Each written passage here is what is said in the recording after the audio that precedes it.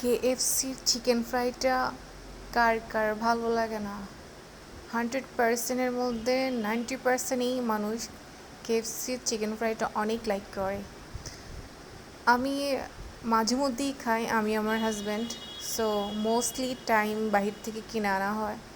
তো রিসেন্টলি আমরা বুদ্ধি করছি যে বাসার মধ্যেই বানানো যায় কি না।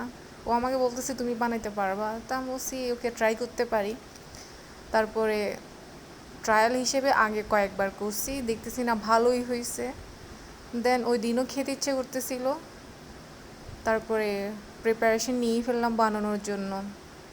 চিকেন আনলো, বাসায় যা যা ছিল তা দিয়ে, এমন না জাহামুরি জিনিস দিয়ে বানাইছি, বাসায় যা যা ইনগ্রিডিয়েন্টস ছিল সব কিছু দিয়ে বানানোর চেষ্টা করছি।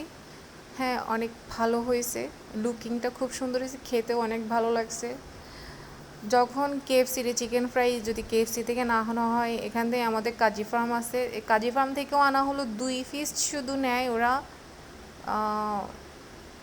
মেবি 300-350 টাকা নেয়।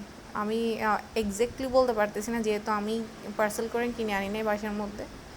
তো আমার হাজব্যান্ড আনছে, তো আমার এতটুকু মনে আছে মেবি 2টা পিসে ওরা 300-350 টাকা নিয়ে নেয়। সো টাকাটা ম্যাটার না, ম্যাটার হচ্ছে যেটা কতটা হেলদি হচ্ছে আপনার জন্য, কতটা ভালো হচ্ছে। কারণ আপনার ওরা যে অয়েলগুলো ইউজ করে, একবার অয়েল নিলে সেটা আপনার রিপিট করতে থাকে, এটার মধ্যে কিছু তেল অ্যাড করে আবার এগুলো রিপিট করতে থাকে। তো একটা আপনার পুরাতন তেল দিয়ে যদি বারবার একটা জিনিস ফ্রাই করা হয়, ওটা আপনার জন্য খুবই হার্মফুল হবে আপনার স্বাস্থ্যের জন্য। তো আমার হাজব্যান্ড সে এমন একটা মানুষ, যখন যেটা খেতে ইচ্ছা করবে টাকার দিকে কখনোই তাকায় না। এটা হওয়া উচিত, কারণ জীবনটা খুবই ছোট। সে মনে করে যে কতদিন আর বাঁচবো, রেখে গেলে তো রেখে গেলাম, নিজে খেয়ে উপভোগ করে যায় অ্যাটলিস্ট, যাতে পরকালে গিয়েও যাতে রুহু যাতে এই বরদোয়াটা না দিতে পারে। তো সে টাকার দিকে একদমই তাকায় না, যখন যেটা খেতে ইচ্ছে করে নিয়ে আসে। বাট রিসেন্টলি ও ফিল করতেছে যে বাইরের এত খাবার খেয়ে নাস্তা রাস্তা খেয়ে খুবই বাজে একটা ফিল হচ্ছে স্বাস্থ্যের মধ্যে।